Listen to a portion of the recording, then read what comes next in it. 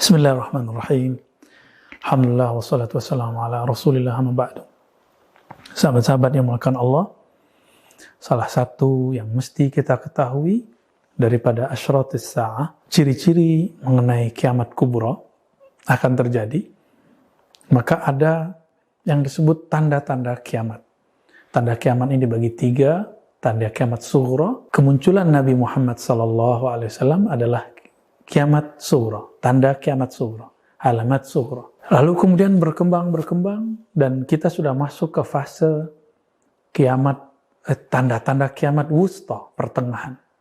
Begitulah salah satu syekh di Yaman, Syekh Al-Habib Al-Adni merumuskannya. Dan kita menyampaikan persoalan ini. Dan kita diambang tanda-tanda berikut, yaitu keluarnya Dajjal 40 hari, tapi sebelum itu terjadi fitnatul Dajjal yang dahsyat dan itu sudah dimulai saat ini. Berlanjut nanti keluarnya Khurujul Mahdi, keluarnya Imam Mahdi, Nuzul Isa, turunnya Nabi Isa, dan beberapa hal yang lain. Dan pada saat ini pertanyaan yang muncul, bagaimana dengan Ya'juj dan Ma'juj? Ada yang salah menaruhnya, Ya'juj Ma'juj ditaruh sebelum Dajjal. Tidak, Ya'juj dan Ma'juj itu nanti terjadi, insya Allah. Itu terjadi setelah kekhalifahan Al-Mahdi di akhir zaman berdiri. Di hadis dikatakan khams atau saba' atau tis'ah sanawat. 5 tahun, 7 tahun, 9 tahun. Insya Allah yang kita kuatkan dari riwayat itu adalah riwayat mengenai 9 tahun. Apabila Dajjal 40 hari sama dengan 40 tahun, lebih bahkan, maka insya Allah bersama Al-Mahdi 9 tahun, 1 hari sama dengan setahun, silakan dihitung. 9 tahun, jadi berapa ribu tahun rasanya. Ras itu ada pada alam rasa.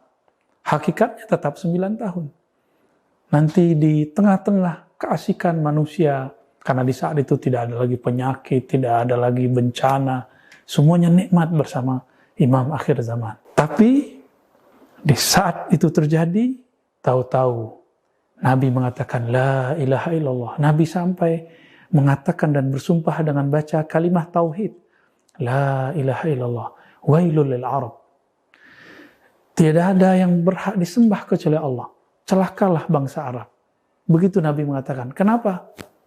Karena ada kerusakan yang qad iqtaraba, yang sudah sangat mendekat. Jadi Nabi itu setiap saat, bahkan setiap tidurnya, bahkan setiap zikirnya Allah perjalankan. Begitulah kita baca dalam hadis Imam Bukhari.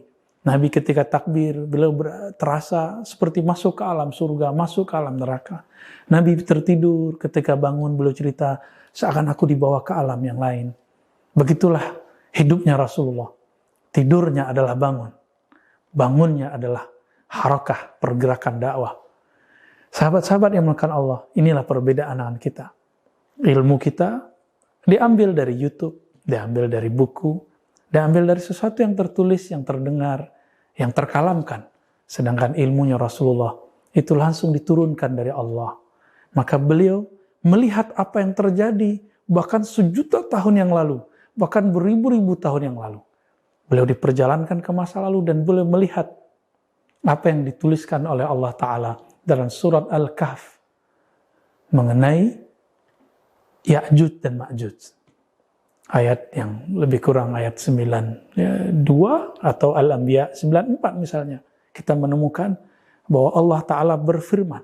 Dalam surah Al-Kahfi itu Allah berfirman kepada Dzulqarnain. Wahai Dzulqarnain, sesungguhnya Ya'juj Ma'juj itu adalah kaum yang mufsidun. Mereka merusak di muka bumi. Sedangkan dalam surah Al-Anbiya dikatakan min kulli hadabin yansilun. Dia datang dari min kulli hadab. Apa makna hadab ini diperdebatkan oleh tafsir. Jika boleh disebutkan, diartikan secara bebas. Wallahu alam dengan kebenarannya. Dari tempat ketinggian atau tempat yang kita anggap benteng. Tempat yang sangat mapan. Dia turun menghancurkan, merusak bumi. Bayangkan jika ada sesuatu banjir merusak di bumi. Ada monster merusak di bumi. Maka apapun yang dibayangkan orang hari ini mengenai zombie, mengenai monster, itulah sebenarnya khayali alam bawah sadar manusia yang menerima simbol-simbol, kabar-kabar ilahiyah, tetapi itu terpendam dalam dirinya, dan mereka tidak tahu cara menggambarkannya. Dan Allah bergerakkanlah para seniman-seniman, para gamer-gamer, membuat seperti itu. Jika kita membandingkan dengan Plato misalnya, seandainya kita kurang yakin dengan dalil, ayo kita bandingkan dengan Plato. Atau Aflatun namanya.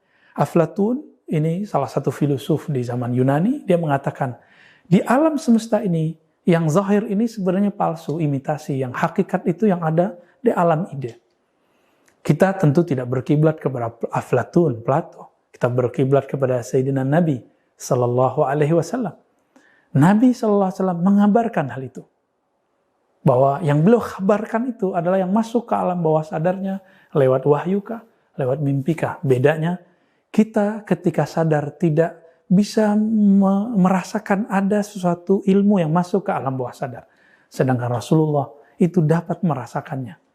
Begitu juga para wali-wali. Disebutkan oleh Nabi, Ya'juj Ma'juj itu di dalam bentengnya yang dibuat dulu oleh Zulkarnain, mereka setiap pagi datang untuk menghancurkan, membuat lubang di benteng tersebut. Ketika sore mereka pulang. Esok hari ketika kembali, itu tidak terbuka. Ketutup kembali. Inilah salah satu karamah dari Zulkarnain jika dia seorang wali, atau mukjizat Zulkarnain jika dia seorang nabi.